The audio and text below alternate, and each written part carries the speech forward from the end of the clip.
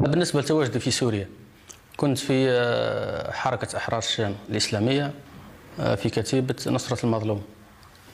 كان الأمير تاعها أبو سفيان الجبلاوي، نسبة المنطقة تاعو جبلة، مدينة جبلة في سوريا.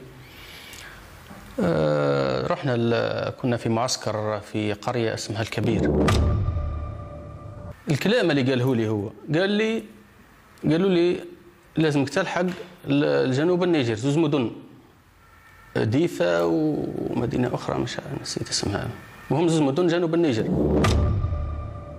عبد الفقير هذا قال لي السلام عليكم، الكود، قلت له وعليكم السلام. قال لي نحن جماعة غرب أفريقيا، ولاية غرب أفريقيا. قلت له حبينا نديروا منطقة آمنة. اقترحت أنا تكون في التصيلي، واقترحت الاقتصاد تاع الحكومة، البترول والأمور هذه، المواقع البترولية وغيرها، ونستهدفوا شخصيات بارزة. الاعترافات الحصرية تتابعونها كاملة لاحقا.